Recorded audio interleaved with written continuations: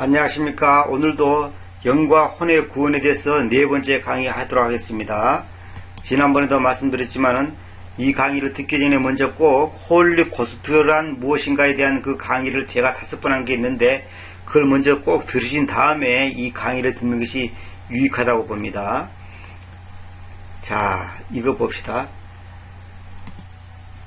지난번에 제가 요한복음 20장 22절을 읽으면서 이렇게 말했죠. 그들이 왜 호흡하셨으며 그들에게 말씀하신다. 너희는 그 거룩한 순임을 받으라 해놓고 고린도서 15장 45절에는 첫째 사람 아담은 살아있는 혼으로 만들어졌으니 마지막 아담은 소생시키는 영으로 만들어졌다고 쓰여져 있습니다 했죠. 첫째 사람 아담은 살아있는 혼이 됐는데 마지막 아담은 하나님과 우리의 관계를 연결해주는 영의 역할을 했다는 거죠. 다시 말하면 제가 지난번에 말씀드린 것처럼 안테나의 역할을 했다는 거예요. 하나님과 우리의 관계가 끊어졌단 말입니다. 그것이 죽음이고 사망입니다. 죄로 인해서 끊어졌단 말입니다. 생명의 단절이 일어났단 말입니다. 근데 그것을 갖다가 다시 회복시키는 분이 누구냐? 예수 그리스도거든. 예수 그리스도가 소생시키는 영. 이건 뭐냐면 끊어졌던 관계를 연결해주는 역할을 한다 이 말입니다. 성소와 지성소가 막혀 있었는데 주님이 죽으실 때 휘장이 둘로 나누어졌잖아요. 이것을 보고 말한 겁니다. 그러니까 마지막 아담이신 예수 그리스도는 소생시키는 영이단 말입니다. 이 소생시키는 영인데 이 영을 소생시키는 영의 기능을 하는 것을 한마디로 말해서 더 홀리 고스트, 그 거룩한 수음이단 말입니다. 그 거룩한 수음이 내게 왔을 때 우리가 살아나잖아요. 우리가 영적으로 침체되어 있고 낙심되어 있고 좌절되어 있고 슬퍼해 있는 상태를 회복된단 말입니다. 완전히 벗어난단 말입니다. 그것이 바로 소생시키는 영입니다. 우리가 그러잖아요. 영이 살아났다. 영이 다르다. 영이 어떻고 이런 말을 쓰잖아요. 그 영이 뭐냐면 하나님의 영, 예수 그리스도의 영, 홀리 고스트, 홀리 스피릿. 그 스피릿이 바로 뭐냐면 예수 그리스도의 역할입니다. 그러니까 예수 그리스도가 마지막 아담은 소생시키는 영으로 만들었다. 영. 이건 뭐냐면 하나님과 우리의 관계를 연결해주는 기능을 했다 이 말입니다. 그런 역할을 했다 그 말입니다. 그 다음에 고린도서 5장 5절에 그러한 자를 그 육체의 멸망을 위해 사탄에게 넘겨주려고 심판하여 왔기 때문이니 이는 그 영은 보시오. 그 영은 주님이신 예수님의 날에 구원되게 하려는 것입니다. 그 영은 구원받는다 이 말이 뭐냐면 아니 혼이 구원받지 왜 영이 구원받냐 또 이렇게 의아하게 생각하는데 주 예수님의 날에 구원되게 한다 이 말은 뭐냐면 주님께서 재림하실 때 그 영이 완전히 회복된다는 말입니다. 다시 말하면 뭐냐면 육체를 쳐서 육체는 사탄에게 넘겨주더라도 그 영은 정말 하나님과의 관계가 제대로 되게 하기 위해서 사탄에게 넘겨준다는 거예요. 그러니까 주님의 날에 구원되게 한다는 말은 뭐냐면 그 영을 만약에 그 육체를 사탄에게 넘겨주지 않았다면 계속 죄지에서 만약 하나님으로부터 완전히 버림을 받는다면 그 영이 어떻게 예수님의 날에 그 영이 구원될 수 있습니까? 구원된다는 말은 뭐냐면 회복, 정상적인 하나님과 관계가 이루어진다는 것이죠. 다시 말하면 우리가 육체가 죽는 쪽이 육체가 죽더라도 그 영만은 하나님의 버림을 받지 않아야 되죠. 하나님과 관계가 끊어지지 않아야 된다는 말입니다. 그래서 그 영이 주 예수님의 날에 구원받는다 이 말을 갖다가 혼이 구원받는다 또 영이 구원받는다 이렇게 생각하지 마시고 그 영은 뭐냐면 소생시키는 영인데 그 영이 그 소생시키는 그 마지막 아담의 그 소생시키는 영으로서의 그 기능이 완전히 정상적으로 회복된다는 것입니다. 그러니까 다시 말하면 우리 육체가 하나님 앞에 매를 맞아서 고난을 받고 사망에 이르더라도 병이 든다든지 뭐 죽음에 이르더라도 하나님과 관계만큼은 끊어지지 않도록 해야 된다는 거죠. 물론 하나님께서 우리를 구원하시면 그 구원의 영원한 보장이 있죠. 근데 그 영원한 보장을 보장되게 하기 위한 그 과정 중에 하나로서 하나님께서 때때로 우리의 육체를 사탄에게 넘겨준단 말입니다. 넘겨준단 말은 뭐냐면 죽음에 이르게 한다는 말입니다. 고난을 받게 하고 괴롭힘을 당했더라도 하나님과 관계는 정상적으로 회복되도록 하는 것이 주님의 그 소생시키는 영으로서의 그 역할이죠. 여기서 보면 이런 말 있죠. 더 스피릿이 구원된다. 이 말이 뭐냐면 베드로전서 1장 9절과 대조적이다. 그렇게 써놨죠. 베드로전서 1장 9절 여기 있죠. 베드로전서 1장 9절 뭐죠? 여러분의 믿음의 끝 곧 여러분의 혼들의 구원을 받습니다. 그렇죠? 이거 혼들의 구원, 혼의 구원을 말하는데 아까 거기에는 영의 구원받게 하려다 그러놨죠. 그러니까 말이 좀 서로 대조적이 이렇게 반대적인 의미처럼 보이죠. 그러나 그것이 아니고 여기 베드로전서 1장 9절에 혼들의 구원을 받는 것은 또 뭐고 영들의 구원을 받는 것은 뭐냐, 구원이 이거 어떤 거냐 하지만은 사실상 우리가 혼이 구원받는 것은 영이 구원받는 겁니다. 무슨 말이냐면 여러분 보세요. 하나님 앞에 내가 예수 그리스도 피로 제사함 받아서 혼이 구원받는데 그 영이 하나님과 관계가 끊어지겠습니까? 그 영이 하나님과 관계가 영원히 단절되겠습니까? 그게 아니에요. 근데 그 영은 나중에 이제 우리가 부활할 때는 그 영은 하나님이 회수해 갑니다. 나중에 이제 그거 나옵니다. 나중에 이제 좀 기다려 보세요. 그 말이 나옵니다. 그러니까 그 영은 하나님께서 가지고 가시는 거예요. 다시 말하면 그 안테나 기능으로서 그 생명의 그 연결선으로서의 그 영의 역할이 이제 맞춰지면 하나님께서 회수해 가는 겁니다. 자, 봅시다. 자, 제가 여기에 이런 말을 써놨죠. 여기에서 그 영은 속 사람에 대한 통칭이다 그러죠. 그 영은 속 사람에 대한 통칭, 우리 내면적인 이 내 속에 있는 속 사람에 대한 전체적인 것을 통칭하는 것으로서 영이라 그래놨죠. 자, 여기 보세요. 예외적인 표현에 대한 예인데 히브리서 9장 27절에 보면 이렇게 있죠. 그리고 한 차례 죽는 것은 사람들에게 지정되어 있으나 그 이후에는 심판이 있듯이 이렇게 되죠. 사람한테 한 번 죽는 것은 지정되어 있으나 그 위에는 심판이 있는 거예요. 자, 보세요.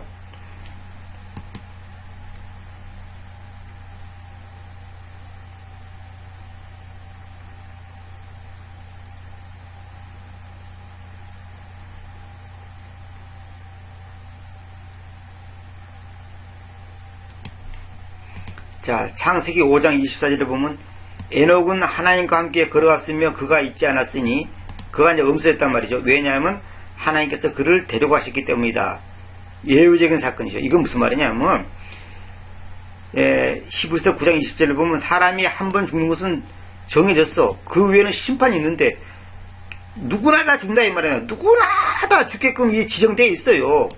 그런데 에녹은 하나님과 함께 걸어갔는데 그가 있지 않았다. 다시 말하면 에녹은 죽음을 안 보고 바로 하나님께서 데려가 버린 거예요. 그래 데려가 가셨다 그랬잖아요. 이거는 예외적인 사건이에요. 예외적인 아주 특수한 사건입니다. 이런 경우가 있지. 일반적인 것은 뭐냐면 히브리서 9장 27절에 있는 것처럼 모든 사람은 다 죽게 돼 있어요. 그렇게 그냥 아직 정해졌다 이 말이야. 그것이 그 다음에는 심판이 있는 거예요. 응?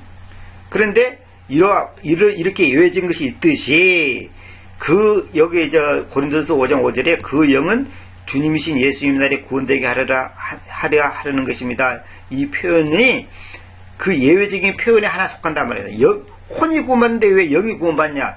여기서 영이 구원받는다는 말은 아까 말씀드린 것처럼 영도 구원받고 혼도 구원받고 영도 천당하고 혼도 천당하고 그런 개념이 아니고 이 표현에 달리한 이유가 뭐냐면 주 예수님의 날에 구원되게 하려 한다. 이 말은 뭐냐면 결국 뭐냐면 하나님과의 관계가 영원히 단절되지 않고 결국은 하나님과 내와 하나 되게 하는데 그 위해서는 우리 육체의 멸망을 위해서 사탄에게 넘겨주더라도 다시 말해 우리가 죄를 짓고 하나님 앞에서 정말로 너무 잘못했을 때 하나님께서 우리를 때때로 죽음에 이르게 한다든지 큰 질병에 이르게 한다든지 해서 우리를 갖다가 완전히 사탄에게 넘겨준다는 말입니다.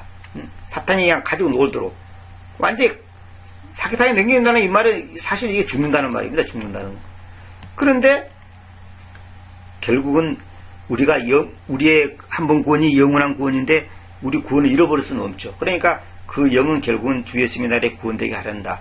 이렇게 그 표현을 썼다는 거죠. 근데 이 표현에 특수한 이 표현을 갖다가 영이 구원받는다, 혼이 구원받는 거 아니다 이렇게 생각하지 말라는 말이에요. 그러면 베드로전서 1장 9절하고는 또 안 맞는 얘기죠. 그렇게 되면 안 되는 거죠. 그게. 그러니까 뭐냐면 예외적인 표현이다 이 말입니다. 그 예로 들어서 히브리서 9장 27절처럼 모든 사람은 죽는 것이 정해졌는데 왜 에녹은 안 죽었냐는 거죠. 그런 하나님의 특수한 경우 하나님께서 예외적으로 그렇게 하셨다는 거죠. 이런 경우가 있다 이 말입니다. 예외적인 사건이라고 제가 적어놨죠. 자, 누가복음 23장 46절 봅시다. 그러자 예수께서 높은 음성으로 외치시고 나서 그분께서 말씀하셨다. 아버지여, 님의 손들 안으로 제가 저의 영을 첨가합니다. 영을 첨가한다는 말, 첨가한다는 말이 뭐냐면 추천해서 이렇게 첨가한다는 말이 있잖아요. 그 첨가한다는 말을 여러분들 뭐 상식적으로 다 아는 용어입니다. 저의 영을 첨가합니다 해놓고 뭐라고 했냐면 그분께서 숨을 포기하셨다 그러놨죠. 자, 봅시다. 그래서 여기서 제가 저의 영을 첨가합니다 해놓고 그분께서 숨을 포기하셨다 그랬죠. 참 이거 놀라운 표현입니다. 여기서 저 영을 첨가한다는 말은 뭡니까? 첨가란 말은 여러분들이 어떤 회사에 있다가 어떤 직장의 그 직원으로서 첨가하잖아요. 이렇게 추천을 하잖아요. 이렇게 이 사람이 참 좋습니다. 이렇게 이제 그 사람에게 어떤 신분 보장을 해주는 식으로 이제 첨가를 하잖아요. 근데 여기 첨가한다는 표현이 저희 영을 첨가한다는 이것을 볼 때 여러분 이거부터 생각하셔야 됩니다. 여기 고린도전서 15장 45절에 소생시키는 영이라고 그랬죠. 마지막 아담은 소생시키는 영. 그러니까 예수님이 자신이 소생시키는 영이니까 자기 자신의 영을 자기가 첨가를 하는 거예요. 다시 말하면 내 영은 하나님 소생시키는 영입니다. 이렇게 당당하게 자신있게 아버지께 말씀을 드리는 거예요. 이렇게 첨가를 하는 거예요. 자기 영에 대해서. 그러니까 뭐냐면 예수 그리스도의 신성의 그 확실성, 그 절대성, 그 완전성, 그거에 대해서 주님께서 당당하게 첨가를 하는 게 자기가 자기를 첨가하는 거예요. 자기가 자기를. 이거 놀라운 거죠. 다시 말하면 예수 그리스도가 누굽니까? 하나님이죠. 그러니까 여기서 이제 소위 말해서 삼일체 교리가 나오고 이제 아버지와 아들과 하나다. 자, 이런 이론이 나오는 거예요. 자기 영을 첨가를 하는 거예요. 근데 지금 여기 보세요. 계획성경 보세요. 부탁하나이다 그래 있죠. 또 여기 킹음정은 맡기나이다 그러놨죠. 그 다음에 또 여기 또 의탁하나이다 이러놨죠. 그렇게 하면 안 되고 이 커맨드라는 단어가 뭐냐면 이건 이제 성경에 쓴 용례를 좀 찾아봐야 되는데 이게 첨거랍니다. 첨거. 제자들이 어떤 사람을 첨거할 때 이 사람을 집사로 첨거합니다. 장로로 첨거합니다. 이런 표현을 쓰는 거예요. 예수님이 자기 자신의 영을 첨거라는 거예요. 왜? 그만큼 자신하는 거죠. 말하자면 확실하고 당당하고 분명하고 우리가 그러잖아요. 남을 첨거할 때 불확실한 사람을 첨거하지 않지 않습니까? 다시 말하면 예수 그리스도는 소생시키는 영이기 때문에 그 소생시키는 영을 첨거를 하는 겁니다. 이제 하나님 내 영을 받아주세요. 내 영을 받아주세요. 이제 내가 이 땅을 이제 육체를 벗어납니다. 내가 죽습니다. 내 영을 받아주세요. 이렇게 말씀드리는 거예요. 영을 첨가한다는 말은 그런 뜻이에요. 그런데 그 밑에다가 뭐냐면 숨을 포기하셨다 그러죠. 다시 말하면 죽었다는 거예요. 근데 숨을 거두었다 보통 그렇게 하는데 거두었다는 말보다 포기했다는 말이 더 정확한 표현입니다. 자, 왜 그런지 이제 나중에 내가 설명드릴게요. 이 거두어다라는 말은 곡식을 거두다 할 때는 거두어다라는 다른 거 따로 있습니다. 근데 이거는 기브업이라는 말은 포기하는 거예요. 다시 말하면 주님께서는 이제 당신 자신이 당신의 숨을 당신 자신이 포기를 하는 거예요. 그냥 당신이 이제 내 역할이 끝났구나 하고 스스로 돌아가시는 거예요. 뭐냐면 누가 억지로 죽인다고 전능하신 하나님을 사람이 죽인다고 죽습니까? 안 죽어요. 하나님은 안 죽을 수가 얼마든지 있습니다. 그래서 거의 숨이 끊어질 정도 됐을 때 여봐라 하면서 그냥 천사들을 뭐라고 그냥 다 로마 병기들 죽여버리고 다시 자기가 십자가에서 그냥 훅을 털고 내려올 수도 있어요. 그러나 그분은 그 일을 안 하셨단 말입니다. 왜? 우리의 구원을 위해서. 그분은 참 하나님이면서 동시에 참 사람인데 사람으로서의 그 십자가의 죽음, 그러니까 아버지가 아들이 되셔서 십자가에 죽었지 않으면 안 되는 그 상황을 아시기 때문에 그분은 자원에서 십자가를 지셨고 또 그 십자가를 죽으실 때 그 숨을 자원에서 포기를 하시는 거예요. 이제 왜냐하면 주님이 숨을 포기하셔야지만이 우리에게 진정한 숨, 진정한 홀리고스트, 그것이 나한테 오는 겁니다. 그 숨을 포기해야 되는 거예요.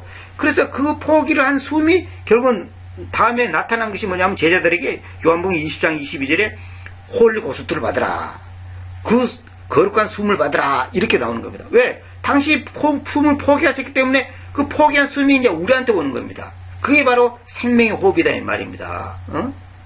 이게 참 놀라운 얘기예요. 이게 진짜 이게 어떻게 내가 말로 다 이게 설명이 참 어려워요. 내가 머릿속에는 마음속에는 이게 탁탁탁 뭐가 오는 것 같은데 이 언어로 표현이 참 어렵습니다. 이게 진짜. 그러니까 주님이 숨을 포기하지만이 홀리 고스트가 우리한테 오는 게 거룩한 숨이 우리한테 온다니까요. 이게 주님은 거룩한 숨을 받게 하겠다가 아니고 받으라 그랬어요. 받으라. 왜? 거룩한 숨은 자기 거니까. 자기 거니까. 숨도 자기 거예요. 자기 거니까 자기가 자기 숨을 자기가 포기하는 거예요. 거두는 게 아니고. 그냥 어쩔 수 없이 죽는 게 아니다 말입니다. 어쩔 수 없이 그냥 아이고 그냥 내가 안 죽으려고 했는데 살려고 했는데 할 수 없이 죽겠구나. 피가 다 빠지니까 할 수 없이 죽겠구나. 그런 의미가 아니단 말이에요. 그런 게 아니에요. 그냥 아이고 살고 싶은데 어쩔 수 없이 죽게 생겼구나. 그런 게 아니단 말입니다. 그런 게 아니에요. 여러분 잘 알아야 돼요. 이것을. 포기한다는 단어를 잘 이해하셔야 돼요. 그냥 숨을 거두다 그런 차원이 아니에요. 이것이. 숨을 포기하지만이 우리에게 거룩한 숨을 줄 수가 있는 겁니다. 왜? 그 거룩한 숨이 그분 자신 거예요. 그분 자신 거예요.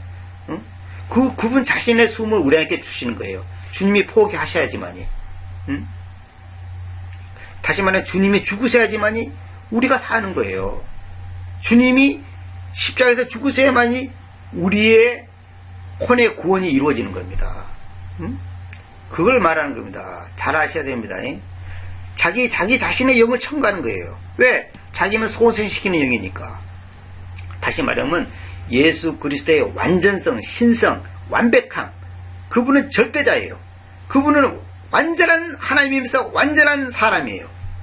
그렇게 그분은 당신 자신의 영을 당당하게 청구할 수 있는 거예요. 그래서 또 그분께서는 이렇게 말씀하여 오시면서 그분께서 그 숨을 또 포기하시는 거예요. 그러니까 영이 떠나면 숨이 떠나는 거죠. 숨이 떠나면 영이 떠나는 거죠. 동시적으로 일어나는 게 동시적으로. 동시적으로 일어나는 거예요. 그러니까 영과 숨의 사실은 같은 겁니다. 전에도 말씀드렸지만 표현이 다른 겁니다. 근데 왜 표현을 달리 했냐? 달리 할 수밖에 없는 이유가 있다는 거죠. 그 이유로 여러분들이 잘 아셔야 돼요.